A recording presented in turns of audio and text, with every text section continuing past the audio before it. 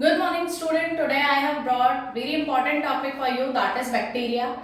Let's start it. Before going on it in detail, please like and subscribe my channel Fun with Biology. Yes, bacteria which belongs to Monera kingdom. It is prokaryotic cell which does not contain well defined nucleus in it. It does not contain membrane bounded cell structure in it. Cell organelles in it like mitochondria, Golgi complex, endoplasmic reticulums are not found in it, and very simplest type of ribosome, 70s type of ribosomes are found in it. And very important thing, if the well defined nucleus is not there, then what is there? In the structure of bacteria, instead of nucleus we have nuclei. It is characteristic feature of prokaryotic cell. Let's start it in detail. Let's see.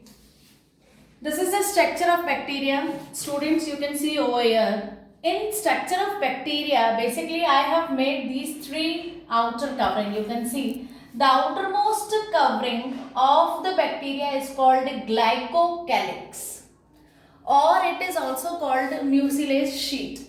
Basically, this glycocalyx is the outermost sheet which is made up of macromolecules. Which kind of molecules are they? They are glycoprotein and glycolipids.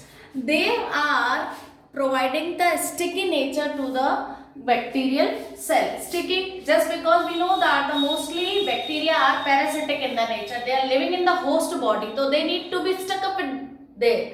So what to do? To stuck up there, they are having the glycocalyx which is providing its sticky nature and help it to be there, to stuck up there. Now the important thing is glycocalyx in all the bacteria is found in the same form? No. In some bacteria, you can see over here, in some bacteria it is found in the form of loose mucilaginous sheet. If it is found in the loose mucilaginous sheet, then it is called slime layer. The outermost layer of bacteria will be called slime layer, and if it is found in the thick and tough layer, then it is called capsule. Getting? Now, just beneath the glycocalyx, you can see over here, just beneath the glycocalyx, cell wall is found. This cell wall in bacteria is basically made up of peptidoglycan and murin. Whether it is made up of peptidoglycan or made up of murin. This cell wall is basically rigid and solid covering which is giving the shape to the bacterial cell. Just beneath the cell wall, you can see over here, plasma membrane is found. This plasma membrane, we know that it is selectively permeable membrane which only allow the particles which are beneficial for the cell inside in it and outside the body of the bacterial cell. So it will firstly select the material and then only it will allow, or it will permit the substrates to come inside the cell.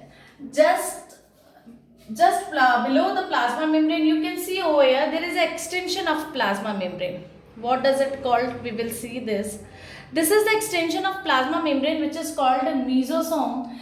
Children, please understand, if we are talking about eukaryotic cell, in eukaryotic cell all membrane bounded cell organelles, mitochondria, endoplasmic reticulum all are found. But here we are talking about prokaryotic cell which is bacterial cell. Though in prokaryotic cell, instead of mitochondria we are having mesosome. So now if we are comparing mesosome with the mitochondria, it should also do this work same like mitochondria. Obviously, you can see over here I have written the three important function of mesosome.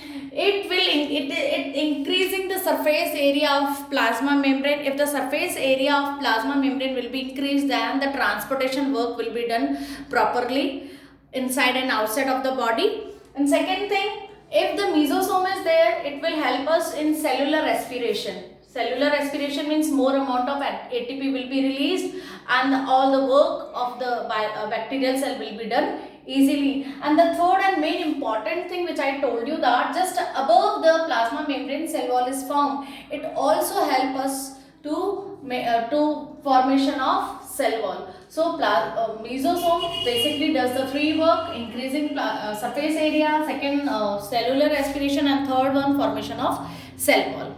You can see over here inside the structure of bacteria, I have drawn this diagram. What is this? Basically, it is non-covered nuclear thing. What is that? This is nucleoid. I told you that if we are talking about bacterial cell, it does not contain nuclear membrane. So instead of nucleus, nucleoid is found, and it is actually genetic material. Now non-membranous, you can see over here, I haven't drawn any kind of membrane around it. कोई membrane मैंने इसके चारों तरफ नहीं बनाई है, because it is the property of prokaryotic cell that nuclear membrane is absent. Now you can see, just beside of it I have drawn a circular DNA in it, which is called a plasmid.